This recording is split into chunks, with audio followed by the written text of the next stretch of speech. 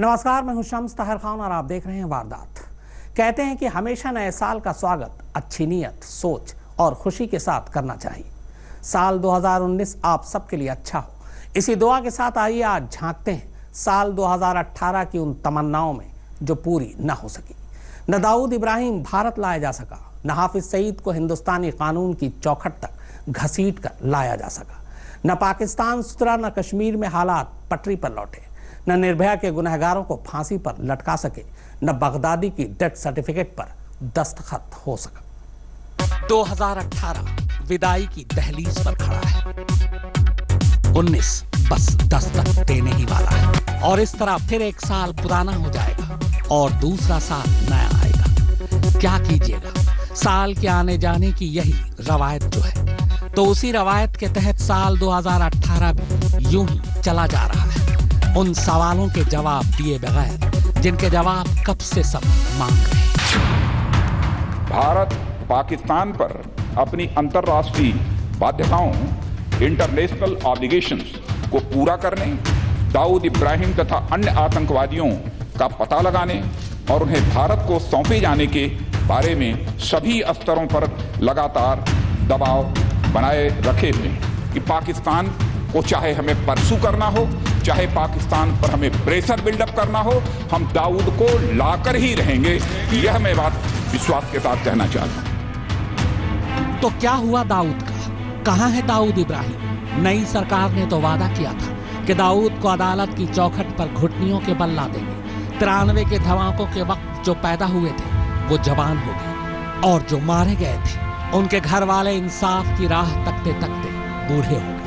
मगर हिंदुस्तान के सबसे बड़े गुनहगार को 2018 में भी भारत नहीं लाया जा सका। आज भी हिंदुस्तान की अदालत दाऊद का इंतजार कर रही है। सरकारें ये भी तो दिलासा नहीं दे सकती कि वो दाऊद को ढूंढ रही है, क्योंकि अफसोस की बात तो यह है कि देश के गृह मंत्री तक को पता है कि दाऊद का ठिकाना कहाँ है। दाऊद इब्राहिम वर्ष 1993 में मुंबई में हुए सीरियल बॉम्ब ब्लास्ट के मामलों में वांछित है। भारत के पास उसके पाकिस्तान में मौजूद होने की विश्वसनीय सूचनाएं कि पाकिस्तान को चाहे हमें परसू करना हो, चाहे पाकिस्तान पर हमें प्रेशर बिल्डअप करना हो, हम दाऊद को लाकर ही रहेंगे। आपको हक है जनाब, आप निंदा कीजिए, कड़ी निंदा कीजिए, मगर इतना तो बता दीजिए कि उनका क्या है जिन्होंने अपनों को इन धमाकों में खोया है। क्या वो इस बार भी बस कैलेंडर बदल कर इत्मीनान कर ले? आप ही कह दीजिए। हम मान लेंगे कि ये भी जुमला था, फिर किसी और पर भरोसा करेंगे और फिर अगले 5 सालों तक इंतजार करेंगे। और हम कर भी क्या सकते, और हम करते भी क्या है। बॉलीवुड की इस फिल्म ने बता दिया कि जब घी सीधी उंगली से न निकले तो उसे टेढ़ी कर लेने में गनीमत है। अब पाकिस्तान से यह भी उम्मीद करना तो सरासर नाइंसाफी होगी कि वो अपने इस ट्रम्प कार्ड को इस जुर्म के लिए सजा दे जो उसने हिंदुस्तान में किया। लिहाजा पाकिस्तानी अदालत में जो कुछ होता हुआ आपको दिख रहा है उसे बस छलावा मान लीजिए। वो सिर्फ दिमाग का वहम है। जब तक दुनिया पाकिस्तानी हुक्मरानों पर नकेल न कसे, 26/11 का ये दरिंदा यूं ही आजाद परिंदा बना है। मोदी, तुमने तो कर लिया जो कर लिया। अब इंशाअल्लाह कश्मीरी मुजाहिदीन सर्जिकल स्ट्राइक्स करके तुम्हें बताएंगे और तुम्हारे एकेडमीज में तुम्हारे जनरल रॉयल एकेडमी की सर्जिकल स्ट्राइक नहीं पढ़ाएंगे।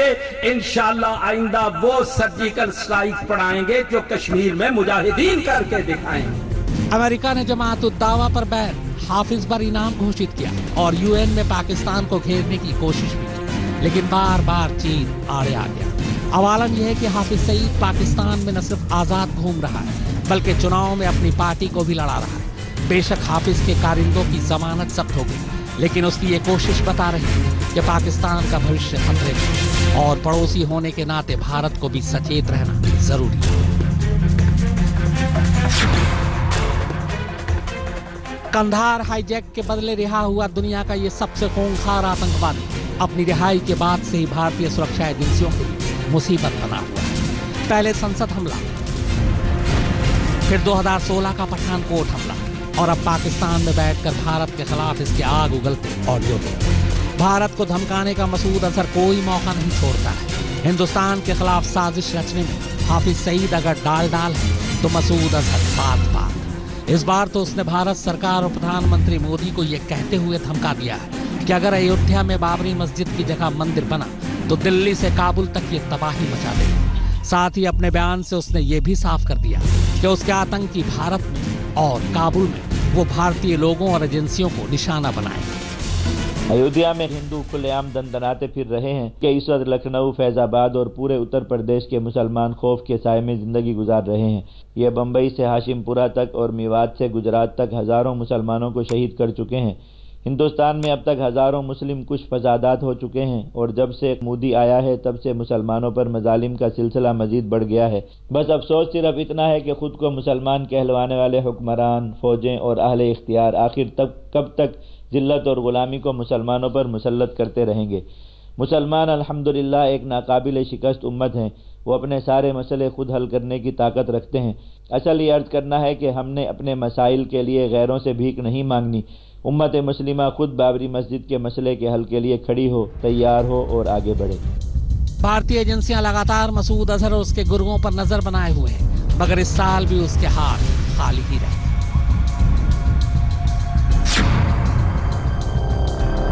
पिछले 70 सालों से सरहद के उस पार न जाने कितनी सरकारें आई और गई, मगर भारत पाक रिश्तों का मीटर हमेशा की तरह इस साल भी ऊपर नीचे ही होता रहा।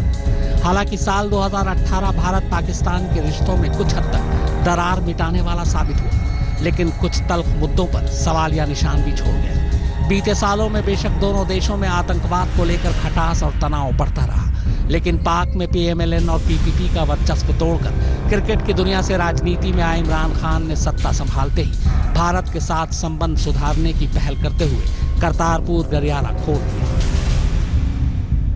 मगर घाटी में आतंकवादियों की घुसपैठ और पाकिस्तान समर्थित पत्थरबाजों की फौज ने इन सुधरते रिश्तों को वापस फिर वहीं ला दिया। साथ ही भारत के सबसे बड़े दुश्मन हाफिज सईद और मसूद अजहर के सामने घुटने टेक कर इमरान खान ने भारत सरकार की नाराजगी मोल ले ली।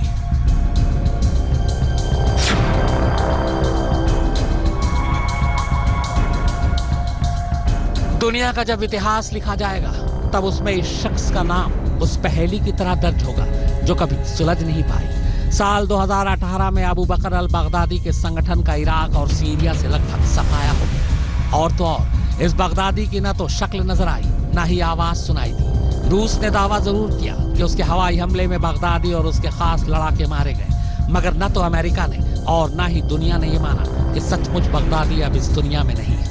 हाँ, खबर जरूर आई कि अफ्रीकी देश सोमालिया में बगदादी के बचे खुचे आतंकवादियों ने पनाह ले ली और वो वहीं अपने संगठन को खड़ा करने के लिए धमाके कर रहे हैं, मगर इस सिलसिले में अब तक पुख्ता रिपोर्ट का इंतजार है।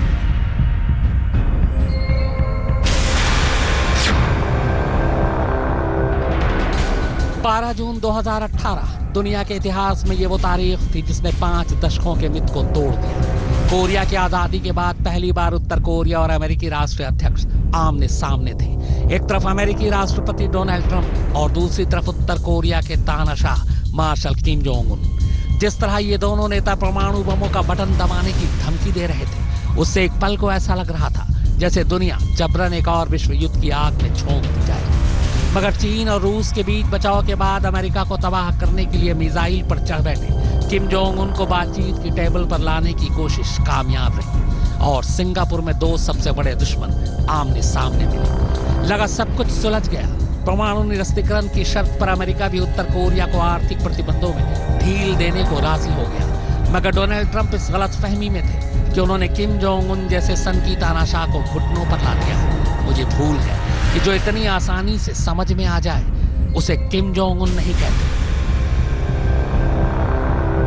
उसने एक तरफ तो दुनिया भर के पत्रकारों को कैमरे के सामने प्योंगरी के अपने न्यूक्लियर साइट को तबाह करते हुए दिखाया, मगर दूसरी तरफ अमेरिका और दुनिया की नजरों से छुपाकर उसने कई और न्यूक्लियर प्लांट तैयार भी कर लिया। लिहाजा अब एक बार फिर अमेरिका उत्तर कोरिया पर बिफर पड़ा है और जिस विश्व युद्ध और परमाणु युद्ध का खतरा 1 साल पहले था वो फिर से मंडराने लगा है।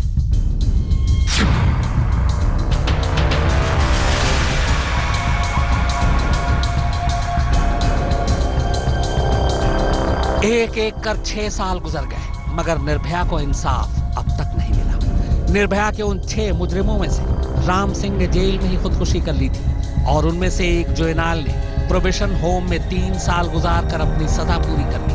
बाकी बचे 4 मुजरिम मुकेश, विनय, पवन और अक्षय को फास्ट ट्रैक कोर्ट ने फांसी की सजा सुनाई, जिसे दिल्ली हाई कोर्ट और सुप्रीम कोर्ट ने बरकरार रखा, मगर उनकी फांसी अभी तक लटकी है क्योंकि मामला अभी भी कानूनी पचड़े में फंसा है। साल दर साल बीतते गए पर राम जन्मभूमि बाबरी मस्जिद विवाद का कोई ऐसा हल जो अदालत के बाहर दोनों पक्षों को मान्य हो सके 2018 भी ऐसा न कर सका। अब 2019 को भी यह विवाद विरासत में मिलेगा। 19 के शुरुआत में ही चुनाव है, मामला फिर गरमाएगा, पर मसले का हल हो सकेगा या नहीं कहना मुश्किल है। और हाँ, 2018 को विदा करें और अपने बाबाओं का हाल न जाने, यह ज्यादती होगी। तो फिलहाल हाल यह है कि अपने सारे टॉप के बाबा को जमानत पर ही सही, जमानती रिहाई की पूरी उम्मीद थी, पर अफसोस ये भी हो न सका।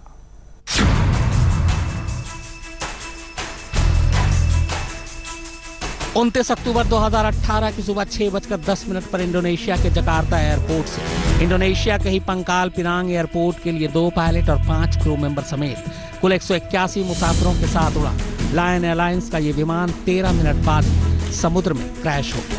इस प्लेन को भारत के कैप्टन भव्य सुनेजा उड़ा रहे थे और इसमें इंडोनेशिया के वित्त मंत्रालय के 20 अधिकारी सवार थे। हादसे के करीब 2 महीने होने को है, मगर न तो समुद्र से प्लेन का मलबा मिला और न ही उसमें सवार किसी मुसाफिर का शव। इंडोनेशिया की सरकार आज भी उस हादसे की तफ्तीश में जुटी है।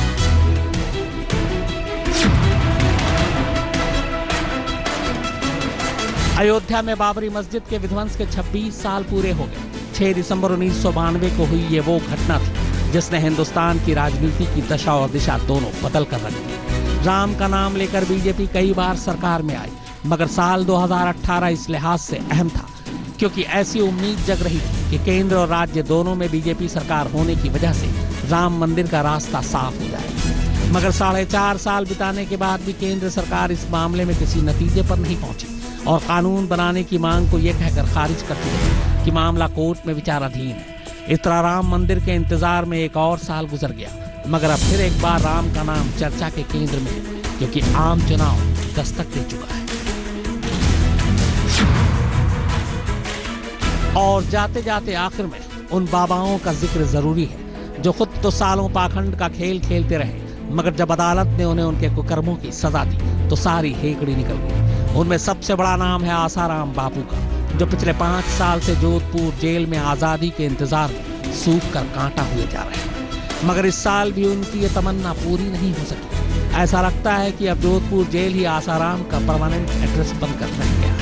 हालांकि बाबा अकेले बंडलबाज बाबा नहीं जो अपने किए की सजा भुगत रहे। उनके साथ साथ उनके बेटे नारायण साईं, फलेहारी बाबा, परमानंद बाबा, बाबा राम रहीम और उनकी सहयोगी हनीप्रीत अलग अलग जेलों में हैप्पी न्यू ईयर मनाएंगे। और अब बात 84 दंगे की। इतने साल बीत गए लेकिन अब तक गुनहगारों को सजा नहीं मिली थी, मगर सज्जन कुमार को आखिरकार अदालत ने उम्र कैद की सजा सुनाई। आइए जानते हैं कि आखिर 84 में हुआ क्या था और सज्जन कुमार गुनहगार कैसे थे। दुनिया से बहुत ही पीछे चले गए, आदिवासी क्या, उनसे भी हमारी परिवारों की बदतर जिंदगी हो गई है।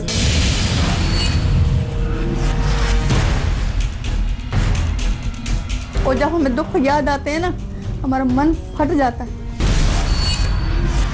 भीड़ को देख के मेरे ऐसे हाथ जोड़े, सर बचाओ बचाओ, हमारे छोटे छोटे बच्चे हैं, बचाओ।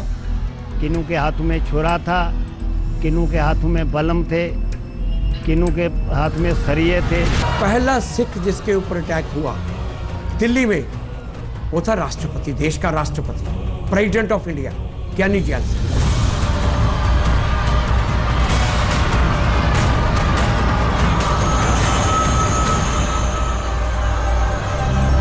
In the last few minutes, reports have come in that Mrs. Gandhi is dead. 3 दिन पड़े रहे बच्चे भूखे प्यासे, तड़पते रहे।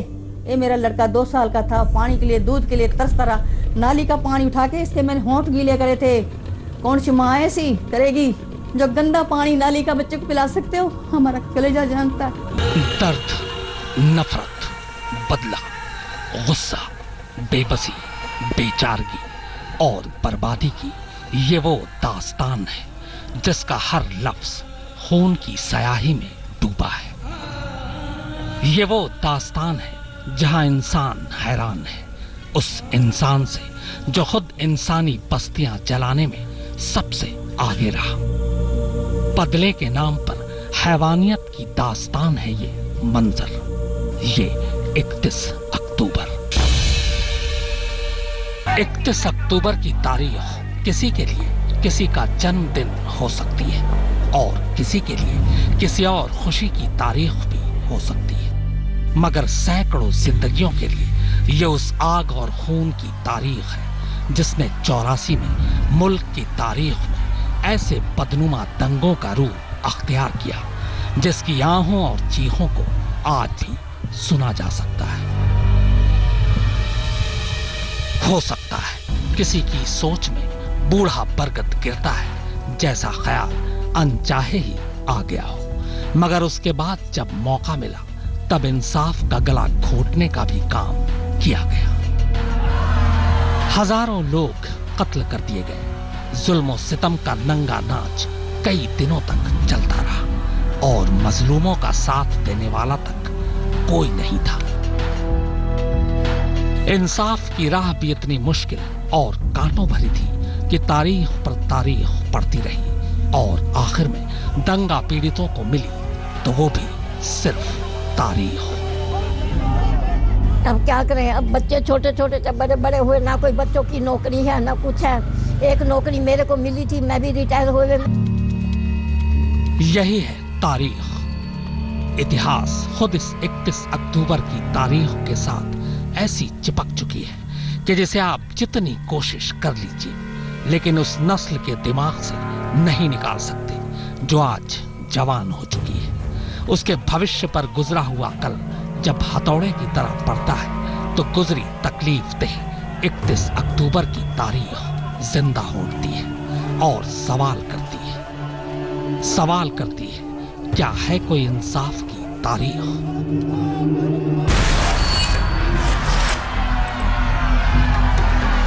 उसने मुझे रोक के कहा कि आप किधर जा रहे हो। मैंने कहा मैं RK जा रहा हूँ।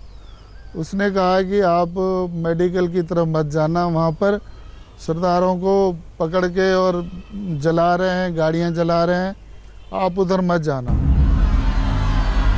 जिन इलाकों में नेताओं का दबदबा सबसे ज्यादा था और जिन बस्तियों में सिख सबसे ज्यादा बसते थे, मातमी चीखें सबसे ज्यादा वहीं गूंज रही थी। त्रिलोकपुरी, मंगोलपुरी, सुल्तानपुरी, नंदनगरी, सागरपुर, कल्याणपुरी, उत्तम नगर, जहांगीरपुरी, तिलक नगर, अजमेरी गेट। दिल्ली के ये वो इलाके थे जहां सबसे ज्यादा कहर टूटा। घरों से घसीटकर सिखों को मारा गया, जिंदा जलाया गया। जो घर के अंदर से बाहर नहीं निकले उनके पूरे घर को ही आग के हवाले कर दिया गया। दंगाइयों के लिए अपने शिकार की पहचान आसान थी, इसीलिए जो जहां जब जिस हाल में दिखा वहीं दंगाई उस पर टूट पड़े। एक के तो 4 बेटे और आदमी छिपा होता टांड के ऊपर। पता चला ये लाभ सिंह का घर है और उसके दरवाजों को ही आग लगा दी। चारों में बाप बेटा छत में बैठे बैठे चारों ही सेक गए।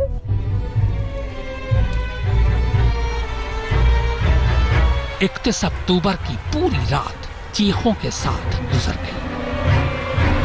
लगा रात के साथ रात की काली खौफनाक चीखें भी दम तोड़ गई होंगी, मगर ऐसा नहीं था। अगली सुबह भी शाम से कुछ जुदा नहीं थी। दंगाइयों ने इनके अपनों को तलवारों से काटा, लाठियों से पीट पीट कर मारा, टायरों से बांधकर जिंदा जलाया, जवान लड़कियों को उठाकर ले गए, उनके साथ बलात्कार किया। वो रोहतास नाम का एक गुजर था किला गांव से, उसने मारा था। इतना सा चाकू था ना, यहाँ से मारा था। तो पड़ा ना मैं, पर थोड़ा सा सांस चल रही थी, वो सोचे रहेगा मर गया ये, वो मरा हुआ छोड़ के मुझे चले गए। त्रिलोकपुरी से उजड़े लोगों की माने तो 84 के दंगे में दंगाइयों ने इलाके के एक भी सिख मर्द को जिंदा नहीं छोड़ा था। कहते हैं कि इस दंगे में दिल्ली में सबसे ज्यादा त्रिलोकपुरी में ही सिखों का नरसंहार हुआ था। एक अंदाजे के मुताबिक अकेले त्रिलोकपुरी में करीब 400 सिखों का कत्लेआम हुआ था।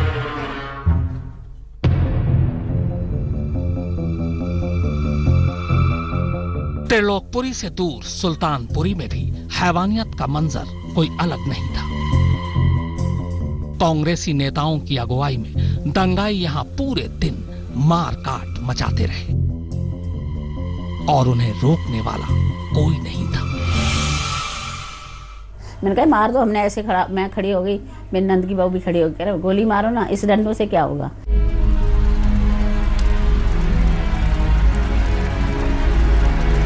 दंगाइयों ने सुल्तानपुरी में सिखों की बस्ती को राख के ढेर में तब्दील कर दिया था।